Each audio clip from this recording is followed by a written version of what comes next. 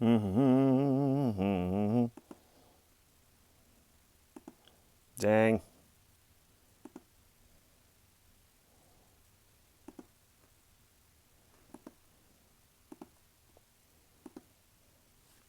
Hello. We're going to talk about what's in my tool pouches today, but sorry, I'm just making sure that everything's kind of going correctly. I'm going to try doing this live for a change. Um, I'm also going to kind of take a play out of Craig Bernie Burns' book and post this in a couple of places so that a couple people can see what we're talking about today. So just give me a second. I know it's not as good as Matt Workman's or Caleb Pike's channel as far as the quality of this, but I wasn't about to go spend $450 on a black magic thing because I think this is probably going to be the only live thing that I do. But I mean, I don't know. If you guys end up liking what we do today, then maybe I will invest in that gear and throw it out there more regularly. But we are coming live, and only, well, let me explain why we're doing this live today. Is that this entire month, I've either had like a bunch of different gigs. I've also picked up a 9 to 5, which still lets me freelance. And so today I actually don't even have a lot of time. So I was like, okay, well, maybe I could just show what's in my tool pouches, throw it out there. Because every time I've posted an episode, somebody's given me a personal message saying, what is in your tool pouches? So since I know there's like 28 of you guys actually looking out there, can you guys actually hear me okay? I know that I'm doing this off of my phone, that kind of thing. So can you guys hear me all right?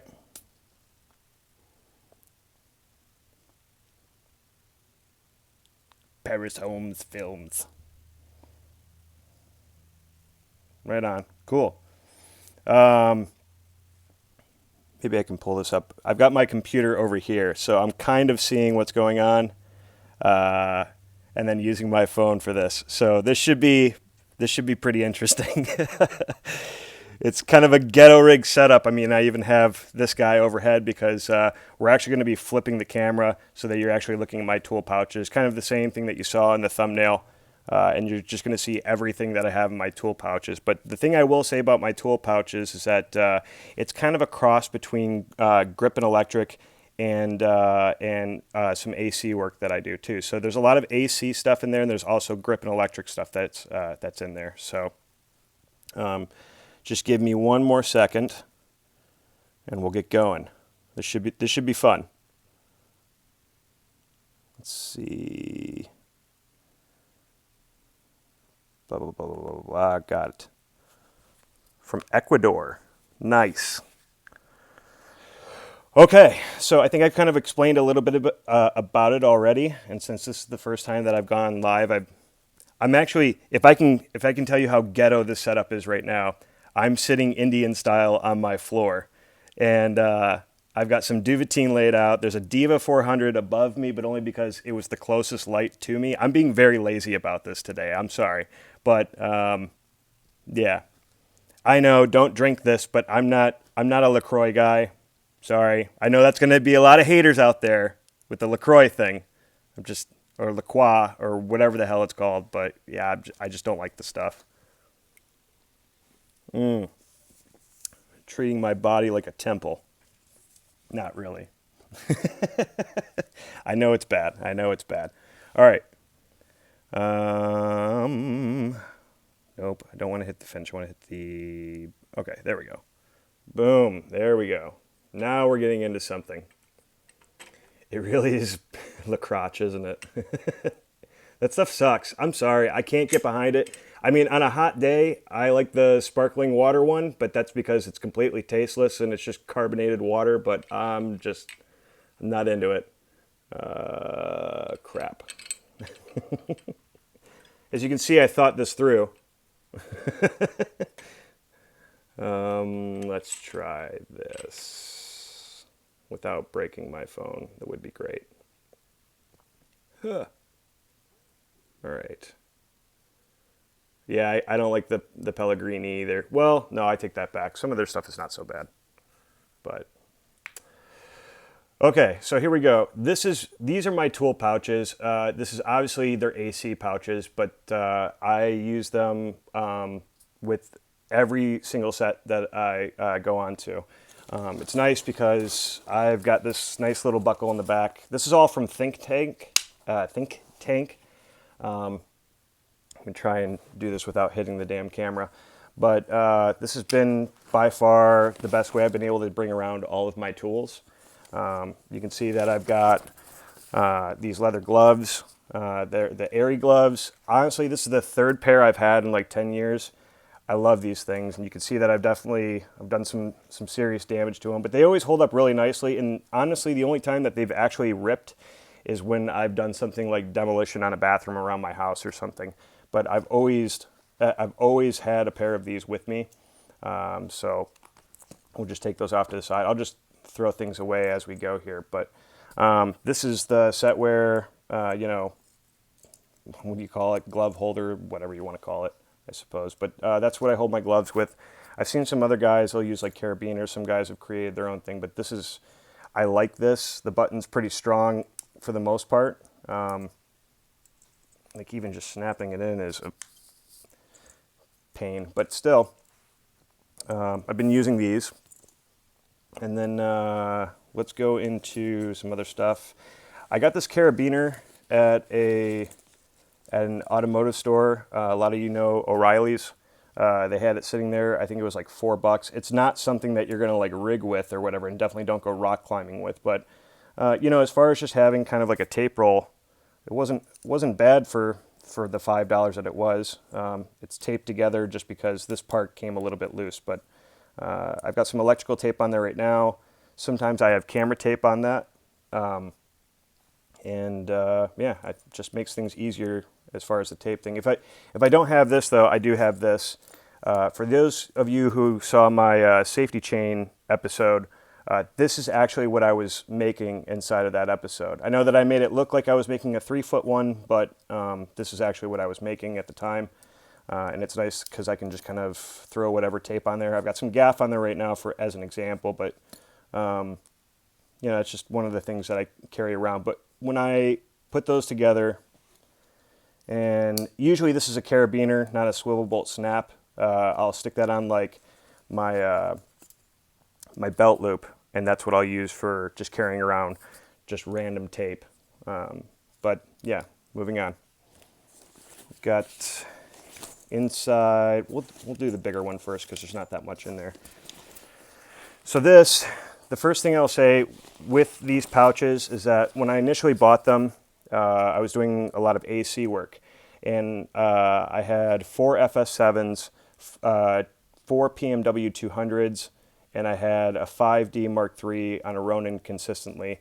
And it was me as the, I guess, first AC, but we also had another AC who was working more as like DIT second AC. So while he was downloading footage and doing all the media management, I usually had to swap out the lenses between those 4 FS7s all the time. And instead of running back to my camera cart all the time, I was able to fit 24 to 105, a Tokina 11 to 20, I think, in here, and then obviously a 70 to 200. And I pretty much ran around like that all day because I was consistently hot swapping lenses, and my camera cart was never close enough for me to work. So that's why I bought these. And I went right into the film tools store in Los Angeles to buy those. But they worked out great. Sorry, I just took another sip of cancer. And now let's go in. That's right, I said I was going to do this one first. So, in my bigger pouch, actually, in this front pouch here, a lot of you guys saw that ND episode that I did, and I was scratching a lot of specs and stuff off of the window. And so what I do is I usually keep that straight blade razor scraper thing in here. This is kind of a cruddy one, but that's what I was using to help me put ND on the windows, just to clean off. You spray some Windex and then you scrape any crud that you might have on a window. But I usually keep that whenever I'm trying to do ND on windows. This is a cheap one that you can get at Home Depot, probably for like I can't see it being more than like $2. I'm missing the nut on the back of that, but I'd like to get a better one, just something more durable. But this has worked, so if it works, whatever. Now let's go inside. I bought this like 3 years ago. It's just a ratcheting screwdriver. Got a bit in there right now, but I can go either direction with it. I can also kind of go in between so that it doesn't ratchet at all. But I always love to have tools that ratchet because it just makes things go a hell of a lot easier and it's not so tiring on your forearm. I've had this for 3 years. It is a Husky and it's held up pretty good, except for sometimes this likes to pop off, which helps for the ratcheting part. But I mean, it's been able to slide back on and do just fine. But in the back is where a lot of other bits that I have. I think I bought this as one solid kit. It wasn't just these bits. Like I've got some Phillips, some flatheads in here.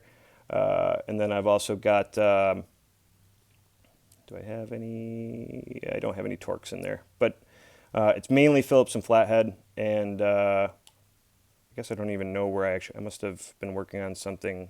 Oh, that's right. I was working on something in my garage. But anyway, love this thing. I would like to get a more durable one. But I mean, for a small kit that I bought it at Home Depot, this actually is done really damn well for being kind of a plastic piece. So yeah, there's that. Oh yeah, so I've been trying to dive more into electric, and I haven't done much of it, but I think you guys will recognize these already. Just some probes. Oh, we'll get to that in a sec. Just some probes with some cables. It's a brand new set. To be quite honest, I've been doing more grip work than electric. So I bought these because I want to learn how to use them efficiently, and then maybe I'll have a tutorial someday so that you guys can also see how to read a lot of these different meters. But, you know, helping with ohms, amps, wattage, volts, these are, I think, probably the things that I've seen most electricians pull out. So I went to Home Depot. I spent I think it was like $60 on like a kit of like this and a couple other things that I have in my pouch. But I've been carrying these around. Cody, the belt is a Think Tank, just so you know. So anyway, those are the probes.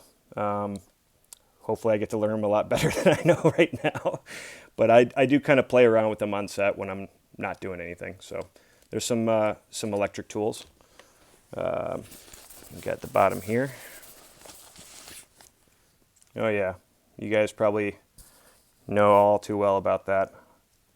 I like that none of them have the other side. And they're not even in the bottom of the bag. Those are garbage. Anyway, so that's it for the big pouch. For those who are wondering, if you guys are more on the AC world of things, this is both of these pouches do the same thing. I can actually extend this one out just a little bit more to give me some more space. But they also have, oh yeah, that's extending it. There's also this little like rain cover that's on the inside. So if you're on a shoot and you just want to add some extra protection to your 7200, if that's what you're using. Now, obviously, you're not going to use these on most of the cinema glass that you would be accustomed to, like Zeiss CP2s, Schneiders, the Canon Cine glass lines. Like, obviously, you're not going to be able to fit lenses in there. But I think a lot of us probably came from a little bit of a DSLR thing, unless you're one of the older guys who's been able to actually work in film. But these have been what have helped me kind of get through. Oh, is my face hitting the camera? I'm sorry, guys. Let's see. What the hell? We'll just leave it a mess. Now we're getting into the pouch that I probably use the most. First, I'm going to start with this, but this doesn't really go in my pouch all the time. This is actually a pocket knife that I got from my stepbrother, and it's pretty badass. It's a Kershaw. What does that say? no, 1555 Ti, could be TL. The entire thing's made out of gunmetal, is to my understanding. And I honestly, I have a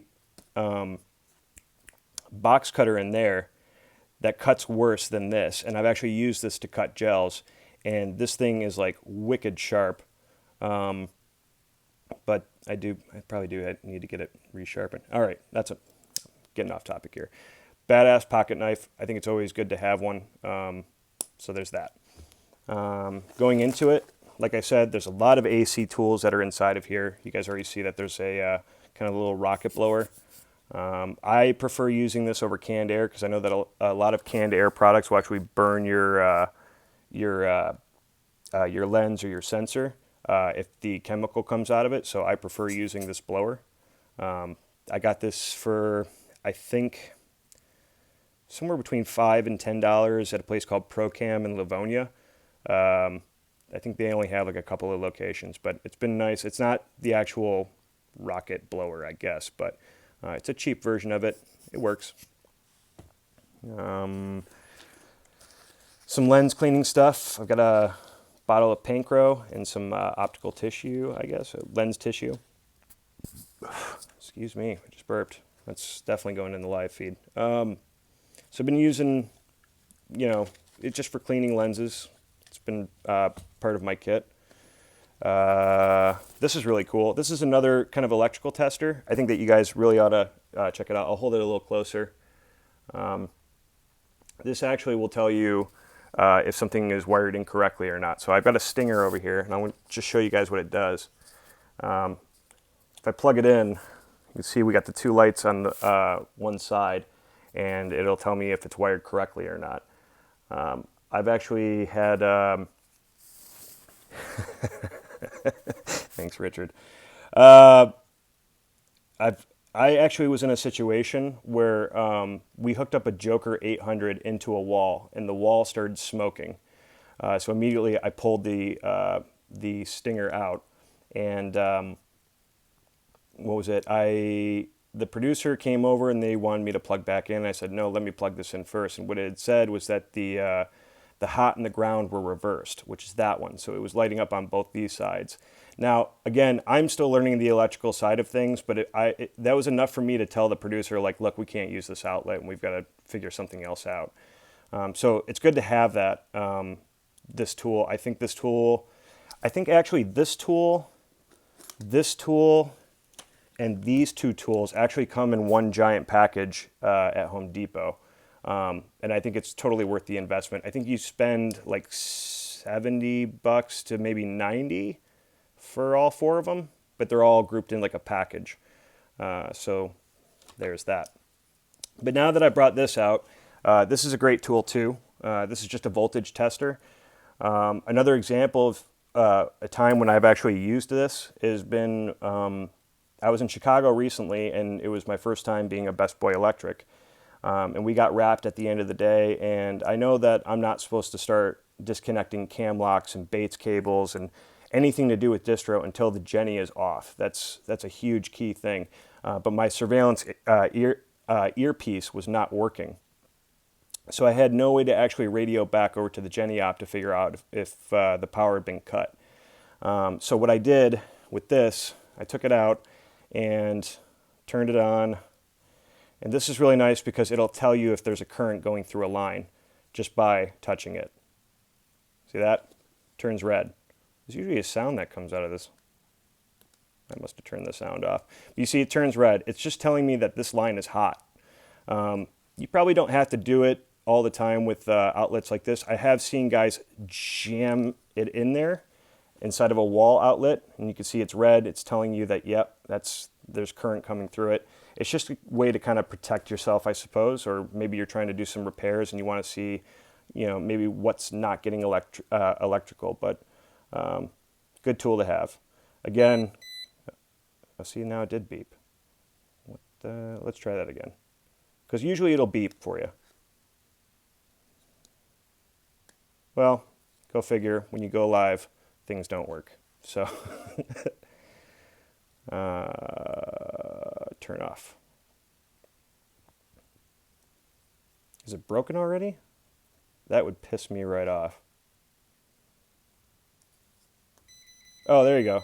So I guess there's like a sound thing that you can put on there, but it's good to know. You know, I basically held that up against a cam lock on some banded, and when I was touching it, I was like, okay, I got to go back, even though my walkie's not working. And I talked to the Jenny op. He shut off the Jenny, and I was able to wrap out the banded.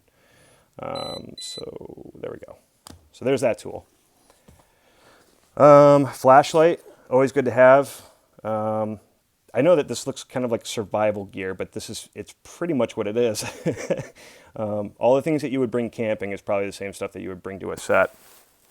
And what I have, this I think is 600 lumens. It's pretty bright. I can spot it. It's nice to have one of these. Also, you know what? Something that I didn't mention in that episode where I was talking about when you're backing up vehicles and you're giving them signals and stuff. If you're at night and you have a flashlight or two, do the same signals that you would do with the flashlights in your hands for the driver. If you're ever in a night shoot, that's a good way because at nighttime he's not going to be able to see you saying, "Hey, back up, back up." Good thing to know. Keep a flashlight, that way you can direct vehicles. Let me take a sip here. Mouth's getting dry. All right, Richard. We're back. I'm Dave Donaldson. Welcome back to Grip Tips. Okay, anyway. So most of you guys already know it's Cube Tap. It's kind of a cheap version of a Cube Tap. You can get the other Cube Taps that have they're a little bigger and I think they're a little more rugged. This is something that I probably wouldn't use outside because it's made of plastic. Water could leak into it, that kind of thing. But for interior things, where that you're not going to expect water to hit it, you could definitely get away with one of these.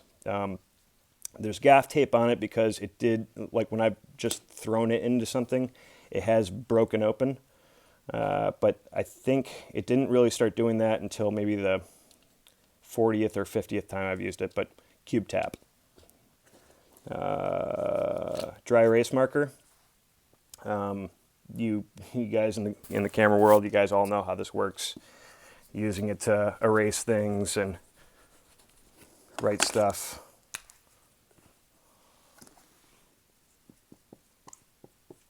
Yeah, so that's pretty self-explanatory. If you don't know what a dry erase marker is, then I don't know what you're doing watching my channel. Damn it, stop hitting the camera.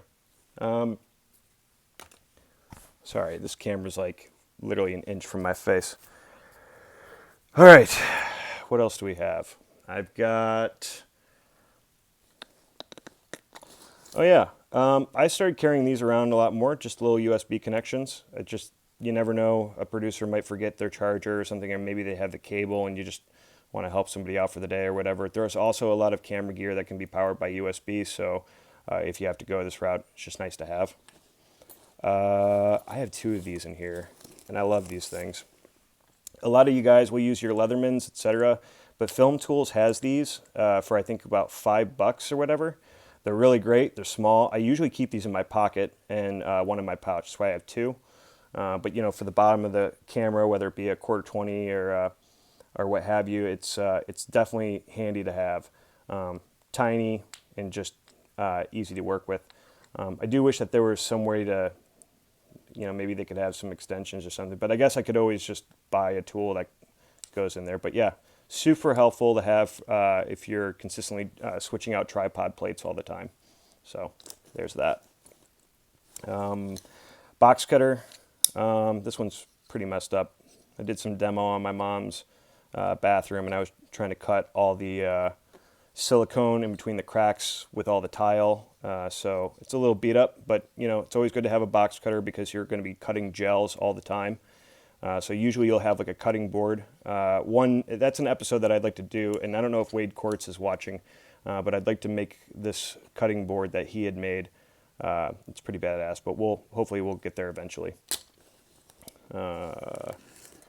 Allen keys, always good to have. Got standard and metric. I will say, I know that this is a Stanley, but I lost my other one, but I will say that this is a really great tool for a lot of the guys out there, this is from a company called Gorilla Grip. Every time I've actually used this, you get to a point where if you're twisting too hard, you're afraid that you're actually going to bend the tool all the way around.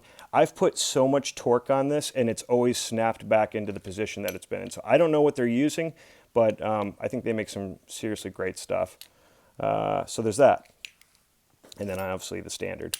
And then, oh yeah, I have this. Hang on, because I forgot to add the other one with it. For those reality shows, for a lot of you guys that are independent filmmakers out there, this is really great if you're using polarizers or UV filters on the end of a lens. And trying to unscrew it off of the end of the camera is always kind of a pain. So you can take one side of the lens and grab that filter and twist. So it's just a filter wrench. Again, that's something I got from Procam. It's a cheap tool, but it works. I usually have that tucked in there somewhere. But I definitely recommend checking it out, especially if you hate the fact of your variable ND filters or whatever when you're trying to just twist it off and you're just getting nowhere with it. So very good to have. Everybody has a Leatherman. I know that this is a Husky. And it is starting to fall apart. As you can see, I'm missing a screw there. So some of these tools are going to start falling out. But this has done me some pretty good justice in, I'd say, the last 7 years. But it's always good to have just a multi-tool of some sort. Actually, one that I really want to buy, I started working for Shinola in Detroit, and they have one that is an actual Leatherman with the Shinola brand on it. It's made out of way better material, and it looks like it could hold up a hell of a lot longer. If you guys don't know, Shinola is like a watch leather bicycle company, and I started as I've been their videographer for the past couple of months. But they have a Leatherman that I think is just so badass, and I want to buy it. It's like $250, but I think that it might be worth it because I think it will hold up a hell of a lot better than this. So Leatherman, gotta have one. Yep. For the night shoots, hey, you can see that I'm really organized inside of this headlamp,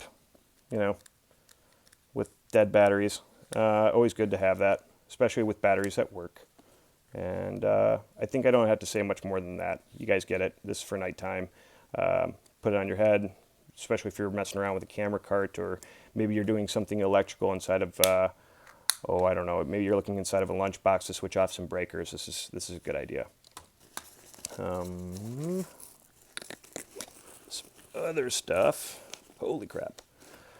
A level hot shoe mount. Sometimes you just want to put it on top of a camera, and there's been other times when I've actually used this for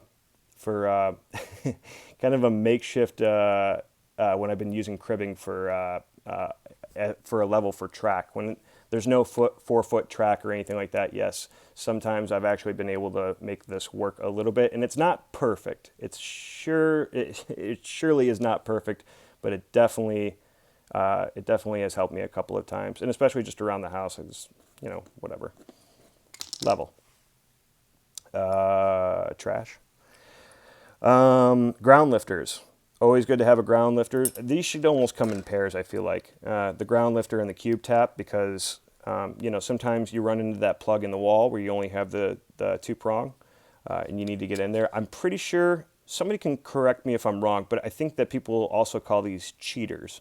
Does anybody know? I'll wait for a minute for like a response. I need to take a sip anyway, but I think people call these cheaters. Anybody? No?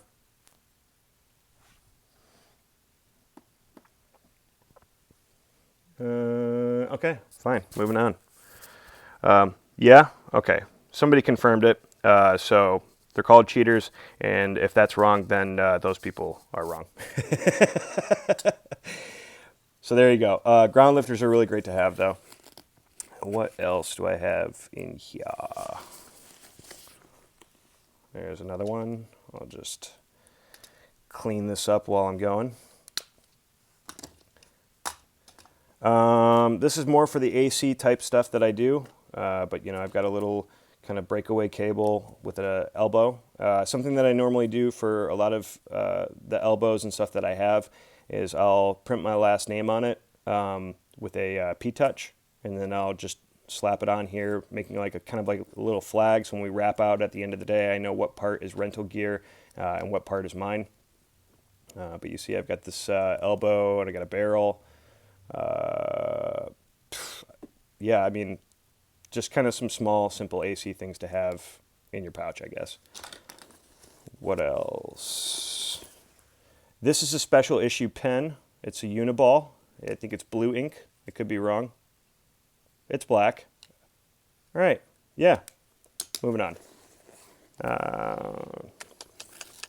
So yeah, if you could see in here, I had I was able to fit a 24 to 105 here, an 11 to 20 Tokina in here. Even with their lens hoods, it was big enough to hold this. And again, that's from Think Tank. They make some really good stuff. Now I got the front pouch here. I've got some Velcro, just some Velcro cable ties. The ones, the same ones that I've used on my Stingers. This is a really long one, but you know, for AC work or even just for grip and electric, it's always good to have a couple of cable ties around. That's just going to happen all the time. There's always going to be bullets where you don't want them, just because of what you were probably doing that day. So that will go over there. Then we have, because this is not the best way to do this, but I have a bunch of these tweakers. Tweakers are basically just eyeglass Phillips and flatheads. And then I'm not even really sure why I have a couple of Allens in there, but I have 3 of them in there, so apparently that was pretty important at some point. But anyway, I've got just kind of an assortment of stuff. Sometimes you'll find, and even on the bottom of, I think it's the FS7, we were having a problem with the quarter 20 threading on the inside, and we had to replace it with something else. So, or no, not the FS7, the PMW 200. Well, actually, all cameras, I guess a lot of them have the exact same little fitting on the bottom to put your quarter 20 in for your plate. So a lot of those screws are really, really tiny. You're not going to get in there with a screwdriver. So you get, you know, a set of these. And actually, I think I bought these at like the dollar store like 6 years ago. But they've held up and they do the job. So, and just for the sake of the fact that they're kind of oh, see, there's even more in there. A couple of smaller ones. You could also just help your buddy out. There's a lot of people who wear glasses on set, so you never know. Tuck that in there. That's all for that pouch. It also has got these 2 in the front. Typically, I'll put some bongo ties in there when I'm working, because especially for AC work, because you're always strapping things down to the camera to get out of the way of the camera operator. So I'll usually have bongo ties in there along with around my wrist or inside of a pouch. Bongo ties galore. So there's that. More lens tissue. Looks like some Roscoe lens tissue. So there's that. What else? Snot tape. I haven't done an episode on snot tape yet, and yes. Did I say yes? Yet. But maybe I should. I mean, I kind of only showed this for the neutral density episode that I made, but snot tape's really good to have, not just for, I didn't realize the edge of my cheek was sticking in there. But snot tape is good to have, not just for neutral density filters, but there are some effects that you can do with cameras with snot tape that I've seen online, and I'm pretty sure there's going to be a few people that will probably disagree with that episode, but it is an effect that you can do. And I just haven't really tried it yet. So maybe eventually we get there. But so snot tape, it's kind of a double-sided sticky tape. I mean, you can even see. I'll just pull off a little bit. So there you go. That's what do you call it? ATG 3M adhesive stick tape. If I landed that correctly in what I was saying, then then I'll be impressed. But yeah, oh yeah, I see that too. Yeah, also for skinning frames. In my skinning frames episode, I also used snot tape. But you know, it's like a snotty, boogery kind of thing. So snot tape. It's probably my episode right there. Oh yeah, let's just keep it going. Sharpies, Sharpies. All right. Sash. I just keep some sash around. You never know. It's just kind of good to have a little bit of rope around. You might use it for something. You could make like a tape leash or something. I guess it's really up to you, whatever you want to do. But there's some sash. Another bullet. Oh yeah. For the FS7, I had this little hood mount for the monitor for my camera operators, so that on a sunny day, they didn't want to wear their eyepiece or something like that, or maybe we're in the studio and they're getting too much light blasting at them from one direction or another. They can see through all the way to their monitor. It's Velcro. Yeah, just a hood. Is that it? I wonder if that's it. Felt like there was more. Maybe there's not.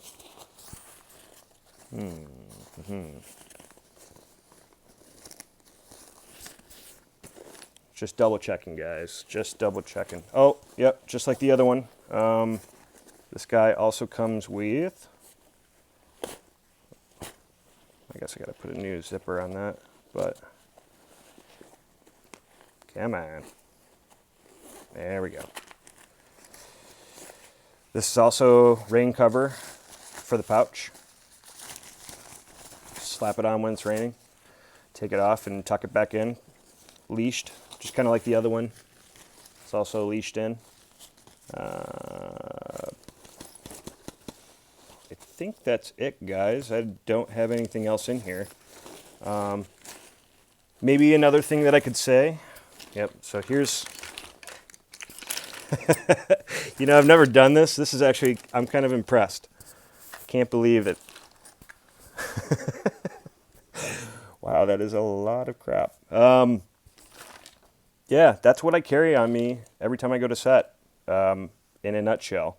And it's, just looking at this pile is impressive. I'm kind of happy with myself. Oh, I didn't talk about that. I carry a baby pin to 1/4-20. You never know. Sometimes you just need to. There's also a female baby pin to 1/4-20 that I also usually carry sometimes. Always good to have. Just tiny little C wrench, but honestly, the smaller ones are great for being portable and stuff. I'll be quite honest though, it's not real practical. A lot of the doorway dollies, sometimes you'll put on a damn it, hot buttons. So when you're trying to take the nuts off the side of the dolly, what does this go to? I think it's like 2 inches. Is it? No, I guess it's just 1. No, 1.5. That's not. See, nah, it's not. Is it? No. Okay. Anyway, this does not fit all the way around one of the nuts on the side of the doorway dolly. So if I'm trying to use, damn it, I just said it. If I'm trying to put dolly on a track system, this wrench sucks. I would love to put a bigger wrench in my kit. I should probably also add channel locks and a hater wrench. I haven't done much truss rigging, but that might be a good idea to add those maybe to my kit. There might be a few other things I could probably add too. I'm just not thinking of them right now. Now here are some things though that I bring to set as well, but I generally leave in the car. So let's just get rid of that in an organized fashion. I bring a drill and a screw gun. The reason I bring both and not just one over the other is that, well, one, I bought these not too long ago because I wanted to do a little bit of woodworking. But for a lot of the, like, you know, the baby plate episode that I did where you're screwing into like a pancake or something, When you're doing woodworking, it's best to drill a pilot hole and then use a screw gun for the actual screw. And the reason for that is that if you actually use a drill, you can strip the screw head even when you go all the way down into it. And yeah, you can get away with it. My dad would argue that. But it's much better to go from drill for a pilot hole and then use an actual impact screw gun, just because it'll ratchet at the end. I don't know if I can make it do it. Probably not with my bare hands, right? Hang on. So that little sound that you're hearing is having it ratchet down onto the screw head. So it catches, the teeth catch the inside of the screw a hell of a lot better. So best to have those. If you're doing a lot of rigging for like trusses or whatever, it's also good to have an impact wrench, but you're not going to use those to completely tighten down whatever bolts that you're tightening down with the truss systems, because you're only going to get so much out of it, but it does make work just a little bit quicker, and it also makes tearing apart trusses a hell of a lot quicker. So there's those. On the AC side of things, a power bank. Juice pack is really good to have. This one is where was it? Kodiak Plus by Outdoor Tech. I got this from Target. It comes with a 1 amp and a 2 amp USB port for charging. Gives you a little meter as to how much battery power is left in the power bank. This has been awesome. I've tested this myself in the sense of I was just trying to see how many charges I could get through my phone before this thing died. 6. I was able to charge my phone fully from about 10 to 20%, and I've been able to get 6 full charges out of that. And I bet I could probably even get a little bit more too. But it's got a little in for a USB, powers the hell out of it, and then you go out to your phone or whatever, what have you.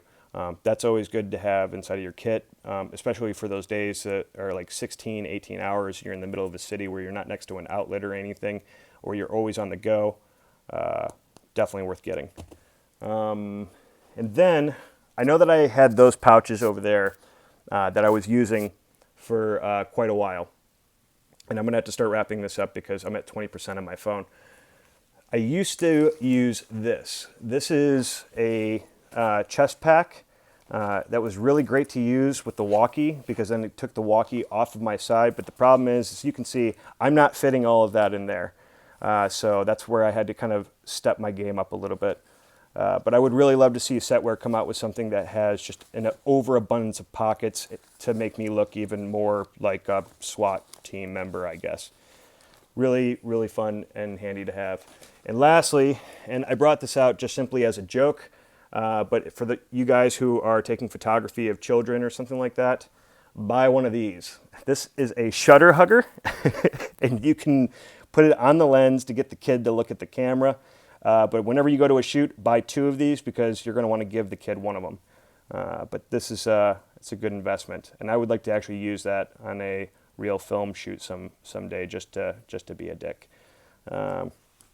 So let's see, we've got that. I'll probably add trick line to that. What else can we do? Let's do this. Lightbulb Grip is a lighting rental house based out of Brooklyn, New York, and they're dedicated to the education and safety on all film sets. If you have any questions about rigging, on-set safety, or even gear that you see in today's episode, you can contact them by heading over to the website at www.lightbulbgrip.com. Booyah! That was live. That was crazy to think about.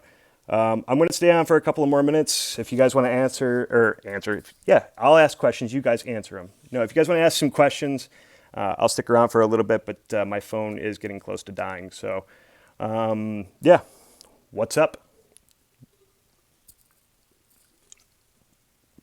God, that was a lot to go through. Look for some of that tactical vest with Molly. They have all kinds of bags and pouches. Molly? Who? I don't know. I don't even know who that is. Butterfly kits. I mean, Do you mean the diffusion that I'm putting on it, or do you, or scrim for that matter, or do you just mean the actual hardware for that? Because like I said, I'm a Matthews guy. I am even rocking their hat today. I'd probably go with Matthews. But honestly, at the end of the day, a lot of the butterfly stuff goes. I would just stay around most of the, I'd say, bigger name brands. American, Matthews, Modern Studio Equipment has some good stuff. I'd probably stick with name brand stuff. I'm going to say this, and I hope that they don't really get that mad at me for saying it, but I don't like working with stuff from Impact, Kupo, Avenger. I've actually, I take that back. Some Impact stuff has been okay, but I'll only use it if it's something that I know is solid. Not like a stand. I don't like a lot of their stands. Avenger has been really close. I think they're on that peak of creating a better product, but a lot of their stuff is usually pretty cheap. And every time that I've tried to find replacement parts for anything Avenger, I've been just furious. So, but yeah, like I said, Matthews, American, and probably Modern Studio Equipment. I missed that question. What did that say? What's the name of the toy again? Oh, the Panda. That is a shutter hugger. You can go to shutterhugger.com, and they've got like pandas, dragons, bald eagle that you can put on the lens. I'm sorry, guys. I'm kind of reading this off of my computer. Is the loop looking? It's the loop looking stuff. It's the type of connecting method. You read the production assistant algebra for PAs. I've never read that, actually. No, I have not. What else?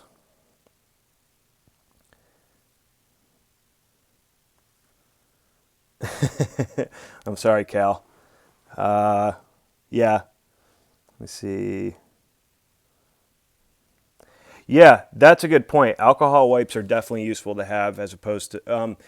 I have Pancro in there right now, and I would use that. But yeah, alcohol wipes. That's a very good point. Whenever you're dealing with some of the with any lamp, I'm sorry, any globe from inside of a lamp of a light source. Whenever you go to replace that light bulb, you should be wiping down that globe with an alcohol wipe because the oil on your finger could actually break the bulb when striking it up. That was very good. Awesome Shot Studios. That was a good idea, or a good suggestion.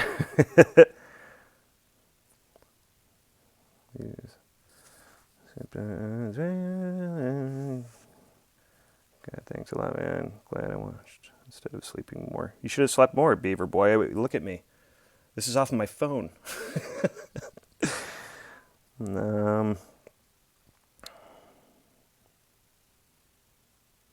Protection for your back and exercises when I'm doing grip.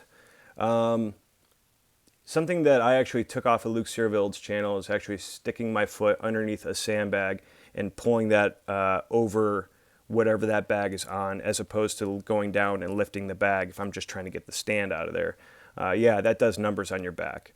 I'm not gonna lie, I'm kind of a brute in that sense where it's like I haven't had many back problems.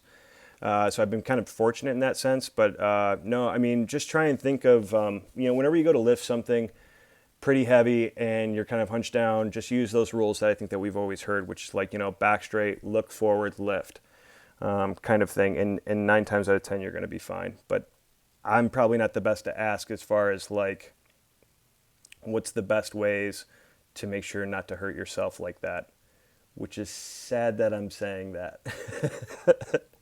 I hope that helps, man. You can also get a sunblock stick, like an oversized lip balm, great for those outdoor shoots that run way too long. Yeah, chapped lips suck. I don't know what else to add to that.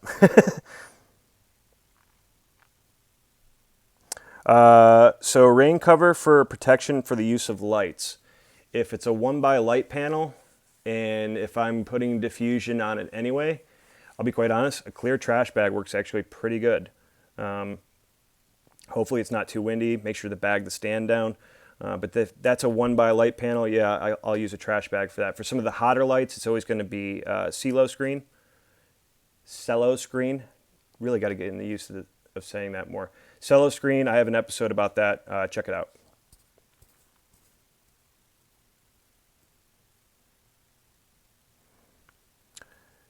Your best boy electric, I would assume, right? Well, no, that's a smart idea. Keep the soldering iron because you never know when there's going to be just that small thing that you just have to get in there, pull whatever old piece out.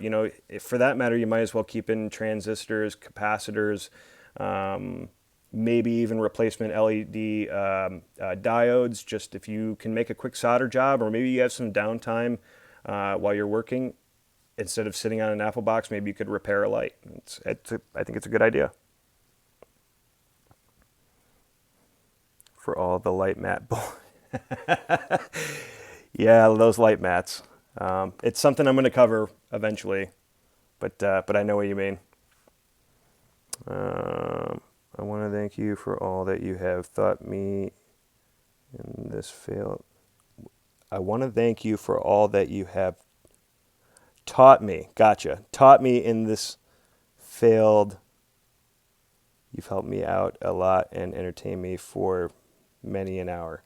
Many an hour. I'm assuming you're doing talk to text, Richard. I'm sorry. I'm trying, but you're welcome. In the field.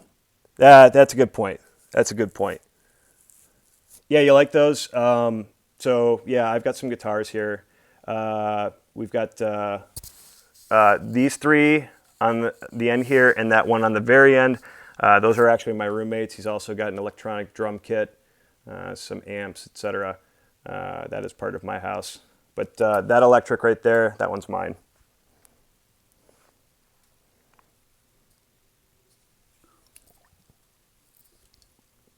Shout out from the D, Dave. Thank you, Codename Studios. All right, maybe two more questions and then I gotta go because I'm pretty sure my phone's gonna die soon.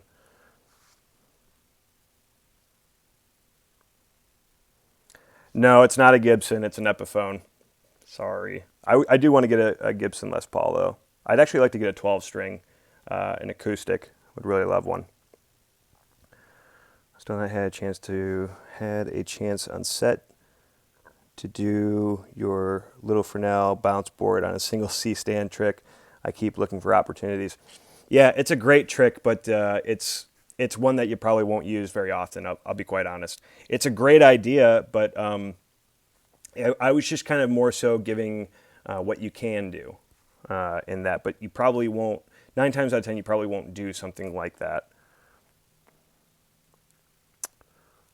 I've cut a small CTO from my LED flashlight, which allows you to use it as a practical mini spot. Is it LED though? Because I would think that a lot of flashlights would probably flicker on camera. Is that... Why am I even facing this way anymore?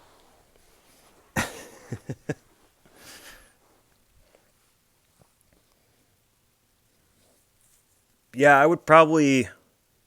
I don't know. I would maybe test that out. No flicker? Really? Huh.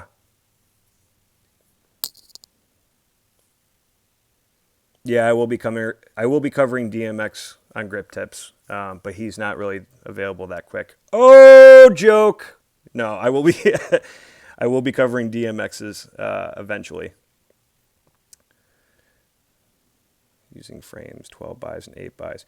Yeah, we're getting there. I mean, a lot of what I've shown on this show thus far has been things that I've had in my garage that I've bought. And so I'm just trying to... I've only got so much equipment that I can actually show on the show. But now I'm getting to the point where we're going to have to start renting and buying. So we'll see. It's pricey, and I'm trying to possibly buy my own house around April sometime. So, but yeah, eventually we're going to go into some 12 buys and some 8 buys. No problem, Zach. All right, maybe one more, because I think I answered three there when I was gonna only do one. Um,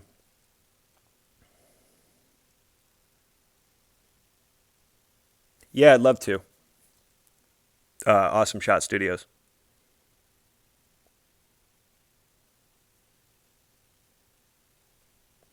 Yeah, Cal. Eventually, I'm gonna do a lot of the breakdown stuff. I just like I know that a lot of people are like, do car rigging, do car rigging, do car rigging, and I would love to do car rigging. It's just there's a lot of tools that go into actually doing the car rigging, and I don't want to go through the episode and confuse anybody who's like, well, I don't even know what that is. So I want to cover all the small tools first before we start getting into the bigger things like menace arms, like truss systems, like anything that would be used for any type of setup. And so after we cover those things, yes, we can definitely go into some lighting setups. Um, but for now, I just want to cover the smaller stuff. What am I doing? I got to go, guys. I've got to clean this house. I've got people coming over. I'll see you next time right here on Grip Tips. Oh, wait. No, that's not correct, is it? Don't forget to like, comment, subscribe. Remember that I also have a giveaway coming on December 2nd. So if you want to be involved with that, go back to my last episode, episode 50, entitled Mambo Combos. And then yeah, I guess we'll see you next time right here on Grip Tips. Take it easy. Bye.